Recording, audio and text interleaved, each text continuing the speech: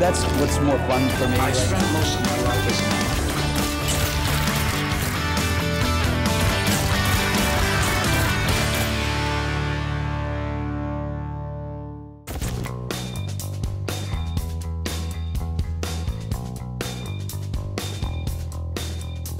If it's a big, bold action blockbuster, chances are Bruce Willis is in it. I mean, the guy is Hollywood's ultimate action man, and he starred in over 60 films, but surely most famously, the Die Hard franchise. German-born, but raised in New Jersey, aspiring actor Bruce was actually discovered by a producer when working in a New York bar. While he landed a few minor film appearances, it's a funny coincidence that after working briefly as a private investigator to pay the bills, he was cast as one. His breakout role in the TV series Moonlighting made him a hot new talent, and his star rose quickly.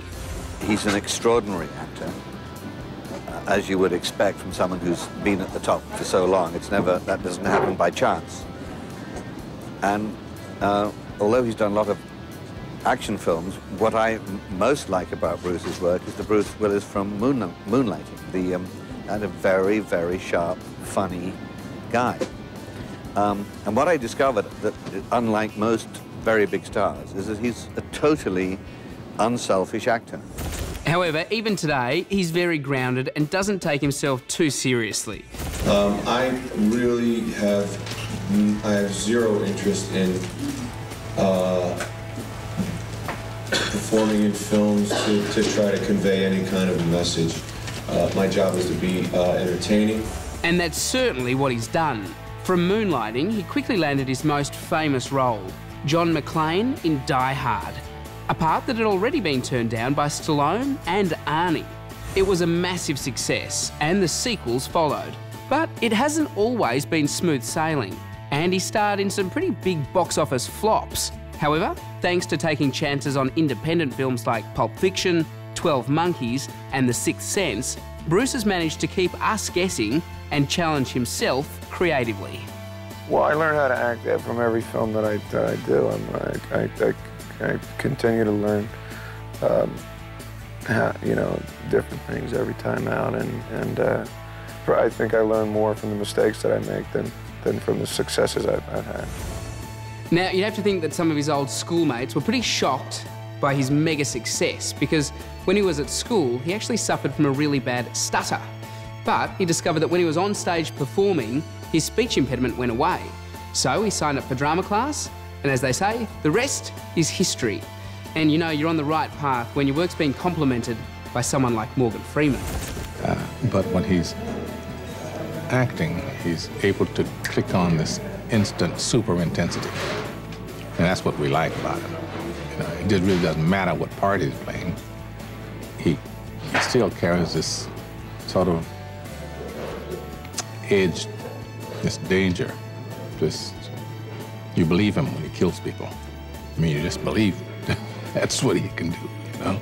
A great movie actor is the actor that can make you believe that you know what they're thinking without a single word of dialogue. It's about how they move. It's about really specific, nuanced things in their behavior. And I believe Bruce is at the absolute top of his profession in that regard. And I think he's one of the truly great cinematic actors of all time. Bruce is an actor that, yes, is the king of action, but also one with the versatility to have a crack at comedy. Action. It's a lot harder to do comedy, because it's harder to make jokes work, and a lot more challenging, and yet you get to laugh so much more, you know, and in between takes you got guys like Kevin Pollak and Matthew Perry just cracking you up all the time. How are you? It was started out as a serious movie, it turned into a comedy about halfway through. You rolling? I think it's been really neat being able to teach Bruce Willis, you know, acting techniques and styles, because he kind of came to the set just not knowing what he was doing. And he was like a little kid, and I just said, it's going to be okay. Just when they say action, you start, and when they say cut, you stop. And he had never learned that. Yeah, how to hit your marks, and you have to. What he didn't understand was that you have to ignore, when acting, you have to ignore the camera. He didn't get that, so I showed him, and I think it worked out rather well. So good luck, Bruce.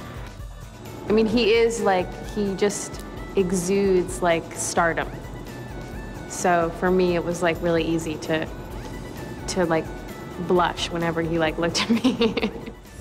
Yeah, it seems he's had that effect on many women.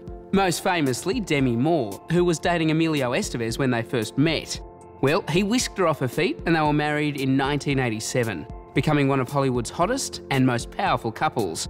They had 3 daughters, and Willis says being a father is his greatest achievement. But after 13 years, they divorced, giving no public reason for their breakup.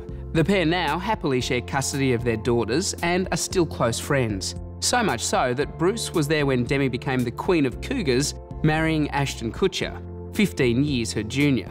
Then they attended Bruce's wedding in March 2009 to his girlfriend of a year, Emma Hemming. It was all one big happy family until Demi and Ashton decided to call it quits in 2011. Sad news, yes, but on the other side of the family, Bruce and Emma welcomed another baby girl to the Willis clan.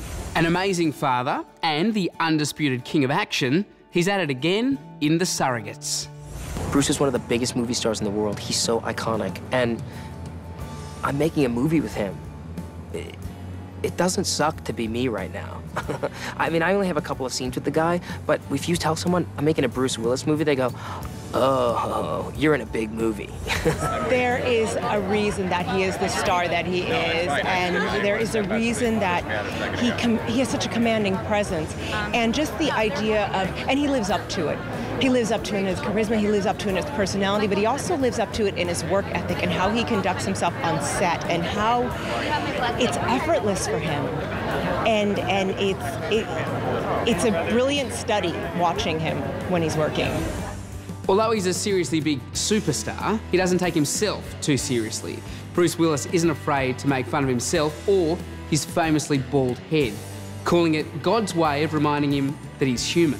One of the strange things that I've been told and found out while doing press for this film is that there's a big audience out there that likes seeing me, an old guy, 62 years old, out there looking like a real young guy. You know, smooth skin, smooth face, blonde hair, etc. Instead of that raggedy guy and that, look at that.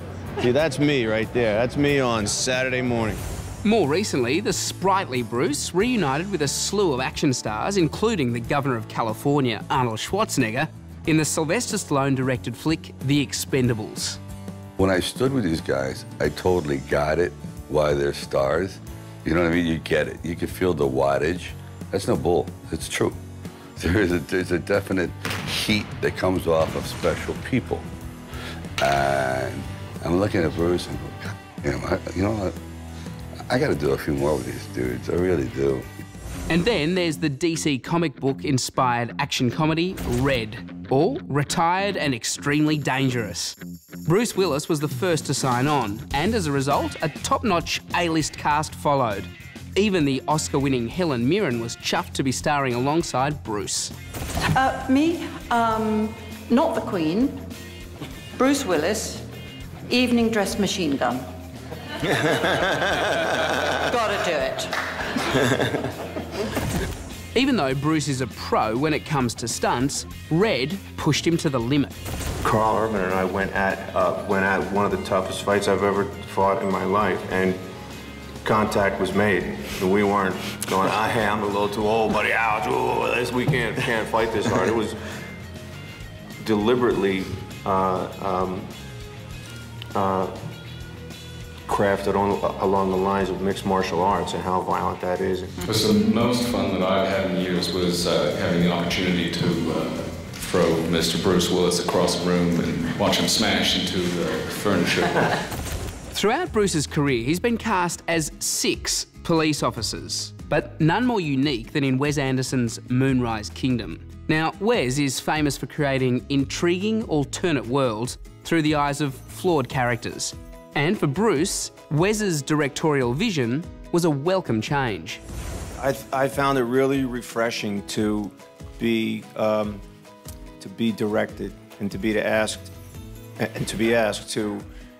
to perform the part in a really specific way, the way that Wes saw the character. And in a world where a lot of films where you don't rehearse and no one really talks to you about it. It was so nice to be asked to work in a certain way.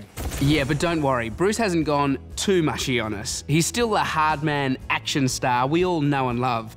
Films like Looper, The Expendables 2, and yippee-ki-yaying once again in A Good Day to Die Hard prove Bruce hasn't run out of steam just yet. I'm still trying to do as good a film as the first one that we did. I like doing it. I like playing that character. And there'll come a time when I won't be able to do it anymore, but while I still can, I can still run and fall down, roll, run down the street, crash things. It's still fun to do. Bruce Willis is a true A-list Hollywood superstar. Sure, he may have never won an Academy Award, but money talks in Hollywood. His films have made in excess of $2 billion at the box office. Now, yes, he made a promise about a decade ago he wasn't going to do any more action films. He's broken that promise, but I think we're the richer for it, and so are the movie studios. Stick with Star Picks for all the movies you know and the actors you love.